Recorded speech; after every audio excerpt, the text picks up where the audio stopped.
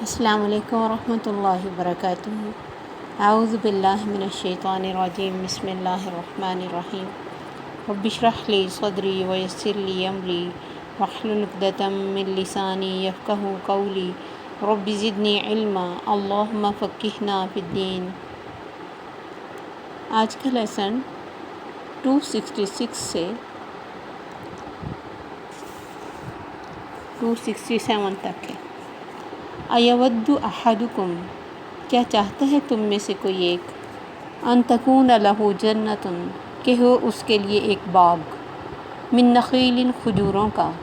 وعناب، اور انگوروں کا، تجری من تحتها الانہار، بہتی ہوں اس کے نیچے نہریں، لہ فیہا من کل الثمرات، اس کے لیے اس میں ہر طرح کے فروٹس پھل ہوں، واصابہ الکبر، اور پہنچے اس کو بڑھاپا، وَلَهُ ذُرِّيَّةٌ ضُعَفَاءُ، اور اس کے لیے اولاد ہو کمزور، فَأَصَابَهَا إِعْصَارٌ، پھر پہنچے اس کو آندھی، فِيهِ نَارٌ، اس میں آگ ہو، فَاحْتَرَقَتْ، تو جل جائے، كَذَلِكَ يُبَيِّنُ اللَّهُ، اسی طرح بیان کرتا ہے اللہ تمہارے لیے الآیات، آیات، لعلکم تتفکرون، تاکہ تم غور و فکر کرو۔ یا ایہا الذین آمنوا، اے لوگو جو ایمان لائے ہو، انفقوا من طیبات ما کسبتم، خرچ کرو پاکیزہ چیزوں میں سے جو کماؤ تم، ومما اخرجنا لکم، اور اس میں سے جو نکالا ہم نے تمہارے لیے، من الارض، زمین سے، ولا تیمموا الخبیث، اور نہ تم ارادہ کرو ناپاک یا خبیث چیز کا، منہ، اس میں سے، تنفقون، کہ تم خرچ کرو، ولستم بآخذیہ، اور حالانکہ نہیں تم لینے والے اس کو، الا، مگر، ان تغمضوا فیہ، کہ تم اغماض برت جاؤ یا چشم پوشی یا آنکھ بند کر لو اس بارے میں، وَاعْلَمُوا، اور جان لو، ان اللہ غنی حمید، بے شک اللہ بے پرواہ تعریف کیا گیا ہے۔ اس آیت میں جو آیت 266 ہے، ایک مثال بیان کی گئی ہے کہ تم میں سے کبھی کسی کا دل کرتا ہے کہ اس کا ایک بہت خوبصورت باغ ہو، کھجوروں اور انگوروں کا، نہر بہتی ہو، آبپاشی کا کوئی مسئلہ نہ ہو، اس ہر طرح کے پھل سے بھر جائے وہ باغ، اور اس کو بڑھاپا پہنچا ہو، یعنی خود وہ انسان بوڑھا ہو گیا ہو جس کا وہ باغ ہو، اور اس کی اولاد چھوٹی چھوٹی ہو، اور اس باغ کو دیکھ کے بڑا خوش ہوتا ہو کہ میں نے اپنی اولاد کے لیے اور اپنے لیے بڑا کچھ بنا لیا۔ فَأَصَابَهَا إِعْصَارٌ، اچانک اس کو ایک بگولا یا آندھی آ جائے، پہنچے اس کو، اور اس آندھی میں آگ بھی ہو اور اس باغ کو جلا ڈالے، کیا حال ہوگا اس کا۔ حضرت عمر رضی اللہ تعالیٰ عنہ نے ایک دفعہ صحابہ سے اس آیت کا مطلب پوچھا تو حضرت ابن عباس کہنے لگے کہ امیر المومنین، میرے دل میں ایک بات آئی، آپ نے فرمایا بیان کرو اس مثال کو تم کیا سمجھے ہو۔ انہوں نے کہا یہ مثال ایک مالدار شخص کی ہے جو اللہ کی اطاعت میں عمل کرتا رہتا ہے، اور عمل جب بہت سارے ہو جاتے ہیں تو شیطان اس پر مسلط ہو جاتا ہے اور وہ گناہوں میں مصروف ہو جاتا ہے، اور اس کے نیک اعمال سب فنا ہو جاتے ہیں۔ یا پھر وہ خرچ کرتا ہے بہت سارا، لیکن اس میں ریاکاری، من اذا، جو پیچھے ہم نے پڑھا، احسان جتانا اور تکلیف دینا ہوتا ہے، تو وہ سمجھتا ہے کہ اس نے پورا باغ جو لگا لیا ہے، اب کوئی مسئلہ نہیں، بڑھاپا سکون سے گزرے گا، لیکن اس کے ان اعمال کی وجہ سے وہ سب ویسٹ ہو جاتا ہے اور اسے کچھ بھی نہیں ملتا۔ جب اللہ کے پاس جائے گا تو اس کے پاس کچھ نہیں ہوگا، پیچھے اولاد بھی چھوٹی ہوگی کہ مزید باغ لگا کے اس کے لیے کچھ کر سکے، خود وہ بوڑھا ہو گیا، یعنی اینڈ ہو گیا، خود بھی کچھ کرنے کے قابل نہیں، تو کتنا ہیلپ لیس اور خالی ہاتھ وہ انسان ہو جائے گا جس نے محنت تو کی لیکن اپنی محنت کو ضائع کر لیا۔ تو یہ اللہ ہمیں سمجھانا چاہتے ہیں کہ نیکی کا تکبر نیکی کو ضائع کر دیتا ہے۔ اس خوش فہمی میں کبھی مبتلا نہیں ہونا چاہیے کہ اب مجھے کوئی نقصان نہیں ہوگا، لوگوں کی تعریف سے بھی پھول کر یہ بڑی بڑی باتیں نہیں کرنا چاہیے کہ اللہ کا بڑا کرم ہے، ہم نے بڑا خرچ کیا ہے، کوئی مسئلہ نہیں۔ اپنے دل میں اگر لوگوں کو نہ بھی کہیں تو دل میں اس چیز کا احساس رہا ہو یا رہتا ہو کہ میں بہت اچھا کر رہا ہوں، یا پھر کبھی لوگوں کو دکھانے کے لیے بیچ میں کام کیے جائیں، یا پھر شیطان کے پیچھے لگ کے غلط جگہوں پہ اس کو خرچ کر دیا جائے۔ کوئی بھی چیز اس میں کی جا سکتی ہے۔ اس مثال کو اسی طرح سمجھیں جیسے کسی کے بہت خوبصورت گھر بن گیا، کاروبار سیٹ ہو گیا، اپنی اولاد کے لیے بہت خوش ہے، اپنے لیے بہت خوش ہے، بڑی اچھی زندگی گزر رہی ہے، لیکن اچانک سے سب برباد ہو جائے، کوئی سیلاب آ جائے، کوئی بجلی یا کسی وجہ سے آگ لگ جائے۔ بہت دفعہ ایسے ہماری آنکھوں کے سامنے ہوتے ہیں کہ لوگ شام کو اچھے بھلے چلتے کاروبار کو تالا لگا کے جاتے ہیں اور صبح آتے ہیں تو راکھ ہو جاتی، ایسا کچھ مسئلہ ہوتا ہے۔ تو کتنی وہ تکلیف دہ صورتحال ہوتی ہے کہ ہر چیز جل جاتی، اس راکھ کا بندہ کر کیا سکتا ہے۔ تو اس وقت جتنی انسان کو تکلیف ہوتی، کیونکہ بناتے ہوئے تو آپ کو پتہ ہے مدتیں لگتی ہیں، انسان کو نیکی کرتے ہوئے بڑی محنت لگتی، ٹائم لگتا ہے، اور نیکی کو سنبھال لینا اس سے بھی مشکل کام ہے۔ اس وقت انسان کو پتہ چلے جب اس کا آخری ٹائم ہو کہ میرے نامہ اعمال میں کچھ نہیں ہے، سب کچھ جل گیا، تب اسے کتنی تکلیف ہوگی۔ نہ واپسی کا کوئی ٹائم، نہ پیچھے۔ آپ دیکھیں بچے کتنا بھی کریں، وہ سب کچھ تو نہیں کر سکتے جو ہم خود اپنے لیے کر سکتے ہیں۔ تو اس جلی ہوئی چیزوں کو دیکھ کے کتنی حسرت، تکلیف اور دکھ ہوگا۔ اللہ فرماتے بیان کرتے ہیں تمہارے لیے آیات تاکہ تم غور و فکر کرو کہ جو تم کر رہے ہو ضائع تو نہیں کر رہے اپنی کسی حرکت سے، اپنی کسی بات سے، اپنی کسی سوچ سے، اپنی کسی ایکٹ سے۔ جو کر رہے ہو اس میں نیت اللہ ہی کی رضا ہے نا، کوئی اور نیت تو نہیں۔ اللہ نے اپنے نبی سے سورہ مدثر میں فرمایا وَلَا تَمْنُن تَسْتَكْثِرْ، زیادہ لینے کے لیے کبھی خرچ نہ کرنا۔ احسان کرنا ہے تو احسان کا بدلہ لینے کے لیے نہیں، اس سے زیادہ چاہنے کے لیے نہیں، اللہ کی خاطر۔ اسی لیے پچھلی مثال میں اللہ نے کہا شبنم ہی کافی، یعنی جتنی اچھی نیت، جتنا ذوق اور شوق سے کام کیا ہوا ہے، اور جتنی پیاری چیز چاہے وہ تھوڑی سی دی ہوئی ہے، پھر اس کے لیے تھوڑا سا بھی یعنی اللہ کی رحمت ہی کافی ہو جائے گی۔ اس کے بعد اللہ فرماتے ہیں یا ایھا الذین آمنوا انفقوا من طیبات ما کسبتم، خرچ کرتے وقت گھٹیا چیز کو دینے کی نہ سوچنا۔ صحابہ کہتے ہیں کہ ہم میں سے کچھ لوگ کھجوروں میں سے جب یعنی کھجوریں پکتی، باغ تیار ہوتا، تو ان میں سے کچھ خوشے لا کر جو تھوڑے بہت خراب ہو جاتے تھے، ہم لا کے مسجد نبوی میں لٹکا دیتے۔ وہاں اصحاب صفہ رہتے تھے۔ اصحاب صفہ وہ لوگ تھے جو نبی صلی اللہ علیہ وسلم سے علم حاصل کرنے کے لیے اپنے گھر بار کو چھوڑ کے ہوئے تھے، اور اس وقت مال اتنا نہیں تھا اور ان کی حالت کمزور ہی تھی، یعنی روز کھانے کو نہیں ملتا تھا جس طرح ہم ٹائم پہ کھاتے ہیں۔ تو اس میں حضرت ابو ہریرہ کا بھی ایک بڑا واقعہ میں نے آپ کو سنایا تھا کہ جب وہ بھوک کی وجہ سے راستے میں بیٹھے ہوئے تھے اور نبی صلی اللہ علیہ وسلم کے معجزے سے ایک دودھ کے پیالے سے سب کو کھلایا پلایا گیا تھا۔ تو اس طرح باقی جو اصحاب صفہ تھے ان کو بھی مطلب کھانے کی ضرورت اور رہتی تھی، اور اتنا ملتا نہیں تھا، بڑے صبر سے وہ گزارا کرتے تھے۔ تو صحابہ کہتے کہ ہم لا کے وہ مطلب اس وقت جیسے جیسے دین کی سمجھ آتی ہے، اب آپ کہیں گے صحابہ ایسے کام کرتے تھے، تو جیسے جیسے دین کی انسان کو سمجھ آتی ہے، اس کا ذہن کھلتا ہے اور اس کے ایمان اور یقین اور توکل میں اضافہ ہوتا ہے، تو یہ لیول شروع سے نہیں آ جاتا ہے۔ تو کہتے ہیں کہ ہم کچھ خوشے لا کر وہاں لٹکا دیتے تھے جس کو اصحاب صفہ توڑ کے بیچ میں سے کھا لیا کرتے تھے، لیکن ان میں ساری کھجوریں صحیح نہیں ہوتی تھی۔ تو اللہ کی طرف سے یہ آیات اتری ایمان والو، خرچ کرو پاکیزہ جو تم کماؤ، وَمِمَّا أَخْرَجْنَا لَكُم مِّنَ الْأَرْضِ، اور زمین سے جو نکلے اس میں سے بھی پاکیزہ خرچ کرو، صاف ستھرا خرچ کرو۔ وَلَا تَيَمَّمُوا الْخَبِيثَ مِنْهُ تُنْفِقُونَ، اور خبیث چیز دینے کا ارادہ نہ کرو۔ کہتے جب ہم نے یہ سنا تو ہم اس چیز سے باز آ گئے اور بہترین چیز لا کر پھر لٹکایا کرتے تھے، کہ فوراً عمل کرتے تھے نا، انہیں سمجھ آ جاتی تھی کہ یہ غلطی ہو گئی ہم سے، تو اس کی طرف سے فوراً واپس آتے اور صحیح کام کرتے۔ تو ہمیں بھی زندگی میں دیتے وقت یہ سوچنا ہے کہ جو کپڑا میں دے رہی ہوں کیا میں اسے خود پہننا پسند کرتی ہوں، جو کھانا میں دے رہی ہوں وہ خود میں کھانا پسند کرتی ہوں۔ یہ ہو سکتا ہے کہ کوئی کھانا ہمارے بچوں کو یا ہمارے گھر میں بچ جائے اور کسی کے لیے وہ بہت بڑی نعمت ہو، ٹھیک ہے،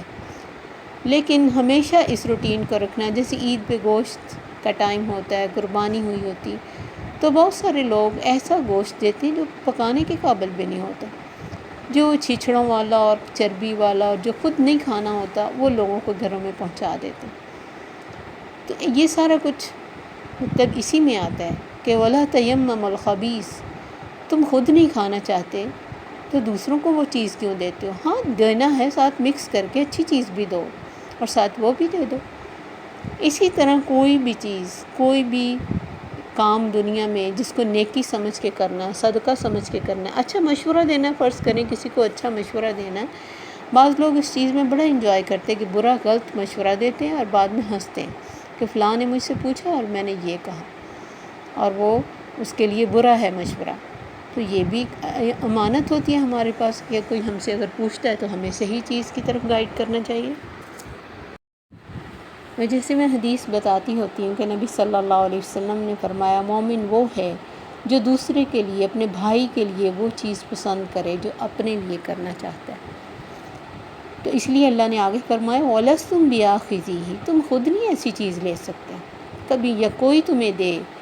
تم کہو گے میں اس قابل ہوں، مجھے اس نے یہ سمجھا، اتنی گھٹیا چیز مجھے دی، اتنی ناقابل استعمال والی چیز دی۔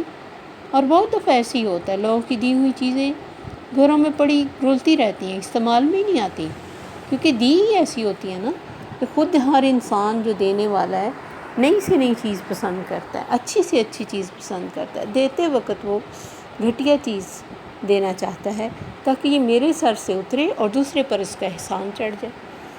حالانکہ وہی چیز کوئی اس کو دے تو اسے بڑی تکلیف ہوتی اور اس پر وہ بڑی لمبی چوڑی باتیں کرتا ہے۔ اس لیے اللہ نے فرمایا نا، اس سے کیا ہوتا ہے معاشرے میں جو گفٹس ہوتے ہیں نا، صدقہ ہو یا گفٹس ہوتا ہے، نبی صلی اللہ علیہ وسلم نے فرمایا تحادو تحابو، تحفے دو محبت بڑھے۔ اگر محبت بڑھنے کی بجائے دل میں گرج آ جائے کہ کسی نے مجھے گھٹیا سمجھا یا مجھے اس طرح کی چیز دی جو میرے کسی استعمال کے قابل ہی نہیں ہے، تو دل میں کیا خوشی آئے گی؟ تحفے سے تو خوشی آنی چاہیے نا، محبت بڑھنی چاہیے۔ جبکہ ہم اگر ایسی چیز اگلے کو دیتے ہیں جو محبت بڑھانے کی بجائے کم کر دے تو کیا پھر اس کا فائدہ ہوگا کہ نقصان؟ اگر میرا بھائی بہن خوش نہیں ہوا، رب کیسے خوش ہوگا؟ اس لیے اللہ نے فرمایا تم خود نہیں لے سکتے، ہاں آنکھ بند کر لو، کوئی مجبوری ہے، کسی ایسے بڑے نے تمہیں دیا ہے جو تم اس کو واپس نہیں کر سکتے ہو، یا پھر ویسے ہی تمہیں مل گیا ہے تم کہتے ہو چل مفت دی چیز ہے کوئی گل نہیں، مفت کی چیز سمجھ کو، لیکن خوشی نہیں ہے تمہیں، خود تم اس طرح کی کوئی چیز نہ لو الا یہ کہ تم آنکھ بند کر لو، جان لو، تم بھی یہ جان لو ان اللہ غنی حمید، اللہ بے پرواہ تعریف کیا گیا ہے، وہ بہت اچھا خود بھی دے سکتا ہے، وہ ان ساری چیزوں سے بے پرواہ ہے۔ لن ینال اللہ لحومها ولا دماؤها، تم جانور ذبح کرتے ہو اس کا گوشت اور خون تو رب کو نہیں پہنچتا، ولیکن ینالہ التقوی منکم، تمہارا تقوی دیکھنا ہوتا ہے، اس نے جتنا مرضی بڑا جانور کر لو یا چھوٹا کر لو، اسے تمہارے جانوروں سے کچھ نہیں چاہیے، وَهُوَ يُطْعِمُ وَلَا يُطْعَمُ، وہ کھلاتا ہے، اسے کوئی کھلاتا نہیں ہے، وہ خود کھاتا نہیں ہے، کھلانے والا ہے، وہ دینے والا ہے، اسے کسی چیز کی ضرورت نہیں، وہ بے پرواہ ہے، تم تعریف کرو نہ کرو وہ حمید ہے، تعریف کیا گیا ہے، کائنات کی ہر چیز اس کی تسبیح و تعریف کر رہی ہے۔ اگر تم اس طرح کی حرکت کرو گے تو سوچو، اللہ کی پریزنس کو سوچو، وہ دیکھ رہا ہے تمہارے دل میں کیا ہے، تمہاری نیت میں کیا ہے، تمہاری چیز کیسی ہے، کیا سمجھتے ہو تم اتنی بڑی ہستی جس نے تمہیں اتنا کچھ دیا، اسی کے راستے میں اسی کا دیا ہوا، اتنی دل کی تنگی، اتنا دل تنگ ہو رہا ہے تمہارا کہ تم وہ چیز دے رہے ہو جو مدتوں سے تمہارے باکسز میں پڑی تھی یا تمہارے کسی بھی قابل استعمال نہیں۔ اگر کوئی ایسی چیز دینی ہے جو آپ کے استعمال کے قابل نہیں ہے، آپ اسے پوچھ کے دے سکتے ہیں کسی غریب کو کہ یہ آپ کے استعمال کے تو آپ لے لیں، احسان نہ رکھیں اس پہ۔ کوئی پرانی چیز ہے، کل کی پڑی ہے، اس کے ساتھ کوئی اچھی چیز بھی دے دو تاکہ دونوں چیزیں اس کے لیے خوشی کا باعث ہو جائیں کہ چلیں وہ دی اور اچھی بھی دی۔ جیسے میں نے کہا مکس گوشت دو، اچھا بھی دو۔ بہت کم ایسی جگہوں سے یعنی وہ چیزیں لوگوں کے پاس پہنچتی ہیں جو واقعی دل کی خوشی سے کھائی جائیں اور پہنی جائیں اور استعمال کی جائیں۔ جتنی ہم شادیوں پہ لین دین کے جوڑے بناتے ہیں، کیا ہم وہ بیٹی کے جہیز جیسا بناتے ہیں یا اس کے سسرال جیسا بناتے ہیں؟ نہیں، گھٹیا چیز۔ کیا چاہتے ہم دوسروں کو بتانا؟ کیا آپ کی ہماری نظر میں کوئی ویلیو نہیں ہے؟ آپ کو ہم فالتو دے رہے ہیں تو نہ دیں، اس سے اچھا۔ اگر کسی کو ہم بری چیز دینا چاہتے ہیں پیسے لگا کے تو نہ دینا، کوئی بات نہیں، کوئی یہی کہے گا نہیں دیا، یہ تو نہیں کہے گا برا دیا اور کیوں دیا، ہمیں اس نے اس قابل سمجھا۔ تو اللہ تو بے پرواہ تعریف کیا گیا ہے۔ زمین سے کچھ دینا ہو، جیسے زمین کی عشر ہے یعنی 10واں حصہ اپنی پیداوار میں سے زمین سے دینا ہو، وقت دینا ہو، مشورہ دینا ہو، کپڑا دینا ہو، کھانا دینا ہو، اپنا گھر دینا ہو تو کچھ ٹائم کے لیے، کچھ بھی دینی ہو چیز، کوالٹی کی چیز دیں جسے آپ دے کے خوش ہوں۔ اور آپ یہ بھی دیکھیں گے، اس چیز کو آپ نوٹ کریں، جتنی اچھی چیز آپ دیتے ہیں نا، وقتی طور پہ وہ آپ کو تھوڑی دل میں تکلیف ہوتی کہ ہائے میری اتنی پیاری چیز چلی گئی، لیکن دے کر ایک عجیب سی خوشی ہوتی ہے کہ میں نے وہ چیز دی جو اگلے کے استعمال میں آئے گی، جو اگلے کو اچھی لگے گی۔ بعض دفعہ کچھ ایسی چیزیں ہوتی ہیں اگلے کو سمجھ ہی نہیں ہے، مثلا آپ کی چیز بہت اچھی ہے لیکن اگلے کو استعمال کرنے کا پتہ نہیں ہے، لیکن آپ یہ سمجھ کے نہ دیں اسے کون سی عقل ہے، آپ دے دیں، آپ نے اللہ کے راستے میں دینی۔ جیسے حضرت عمر رضی اللہ تعالیٰ عنہ کے بارے میں آتا ہے کہ ان کا ایک بہت خوبصورت گھوڑا تھا جو انہیں بہت پسند تھا، انہوں نے کسی کو دے دیا، گفٹ کر دیا، لیکن وہ اس کی اس طرح کیئر نہیں کر رہا تھا جیسے حضرت عمر کیا کرتے تھے، وہ کمزور ہو گیا، اور جیسے جس کو کسی سے پیار ہوتا ہے، انہوں نے اللہ کے نبی سے کہا اللہ کے نبی میں اسے خرید لوں، یہ میرے گھوڑے کی اس طرح کیئر نہیں کر رہا جس طرح میں نے رکھا تھا۔ آپ نے فرمایا ایک درہم کا بھی واپس نہ لینا، اپنا دیا ہوا گفٹ اس طرح ہے جیسے کتے کی کیچ چاٹنے کی طرح۔ اس لیے اللہ تعالیٰ نے فرمایا اپنی کمائی میں سے پاکیزہ چیز دو۔ جیسے میں نے کہا کہ برے پیسہ ہے، حرام پیسہ ہے، حرام طریقے سے کمایا گیا ہے، یا پھر سود کا پیسہ ہے، بانڈ کا پیسہ ہے، کوئی جوئے کا پیسہ ہے، اس کو انسان یہ سمجھ کے دے دے کہ چلے دوسرے کا فائدہ ہو جائے گا، میں نے تو نہیں استعمال کرنا، دوسرے کا فائدہ، لیکن اس سے یہ نہ سمجھے کہ اس سے کوئی اس کو اجر ملنے والا ہے۔ تو اللہ نے پاکیزہ، اللہ پاک ہے اور پاک مال کو قبول کرتا ہے، کیونکہ اس نے انسان میں سے کسی کو گندی چیز نہیں دی۔ ہم اپنے کھانے کی چیزیں دیکھیں، اپنے پہننے کی دیکھیں، اپنے استعمال کی دیکھیں، کتنی خوبصورت چیزیں دی ہیں ہمیں اللہ تعالیٰ نے، تو ہم اس کی راہ میں اس کی دی ہوئی چیزوں میں سے دینے کی بجائے ان چیزوں کو جن کو ہم نے حرام کر لیا، جیسے ایک رزق ہے، انگور ہے، جو ہے یا کھجور ہے، اس سے کوئی شراب بنا لے تو یہ اللہ کی چیزوں کا قصور نہیں ہے، انسان کے اپنی نیچر کا قصور ہے۔ تو حرام طریقے سے کمایا گیا مال، حرام مال، اس کا جو بھی طریقہ ہے بہت لوگوں کو پتہ ہوتا ہے، پھر بھی وہ یہ مال کی محبت کی وجہ سے یہ چیزیں کرتے ہیں۔ اب کچھ لوگ کھاتے ہی اپنے گھر میں بیٹھے ہیں ریٹائر ہو کے اور سود ہی کھا رہے ہیں اور سود ہی دے رہے ہیں، تو اللہ سے پھر اجر کی توقع نہیں رکھنی چاہیے۔ اس لیے اللہ نے پیچھے ہمیں مثالیں دے کر بتایا کہ باغ جل گیا ہے، کچھ بھی جو تم نے باغ لگایا ہے نا امیدوں کا، اور گندی چیز دے کر یہ سمجھتے ہو کہ میرے لیے بہت کام وہاں اللہ کے پاس جمع ہوا ہے، وہاں ایسے ہی ہوگا جیسے تم آخری عمر میں ہو، تمہارا مزید کرنے کا کوئی ٹائم نہیں رہا، زندگی ختم، پیچھے اولاد چھوٹی ہے، اس کو کچھ کرنے کے قابل نہیں، اور آگے باغ جلا پڑا ہے۔ جس کو سمجھا تھا کہ میں نے بہت خرچ کیا، میں نے اتنے ویلفیئر کے بڑے بڑے کام کیے، ہاسپٹلز بنوائے اور بڑی بڑی میں نے بلڈنگیں لوگوں کی فائدے کے لیے بنائیں اور لوگوں کو بہت سکھ دیے، تو جو تم نے دیا تمہیں دنیا میں اس کا اجر یا جو بھی اس کے بدلے میں اللہ نے دینا تھا دے دیا۔ آخرت میں انسان کو کچھ نہیں ملے گا جب تک کہ وہ پاک چیز کو نہیں پاک چیز استعمال کرنے کے لیے نہیں دے گا، پاک طریقے سے کمایا ہوا صاف ستھرا مال اللہ کی راہ میں دینا ہے، اور اس میں کوئی بھی چیز آ سکتی، صرف پیسہ ہی نہیں۔ جس چیز کو بھی ہم نے سود کے پیسوں سے خریدا ہے پھر دیا ہے، وہ چاہے کسی کا جہیز ہو، کسی کا گھر ہو، اللہ سے ہمیں اس کے بدلے میں کچھ ملنے والا نہیں۔ اور نیتیں اور یہ چیزیں کتنی ضروری ہیں کہ انسان خرچ بھی کرے، اپنے پاس سے دے بھی، تب بھی اس کو ملے کچھ نہ،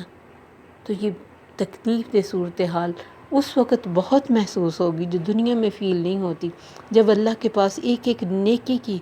بہت زیادہ قدر ہوگی۔ تو بے پرواہ تعریف کیا گیا ہے وہ جانتا ہے کہ کوئی کون کیا کر رہا ہے،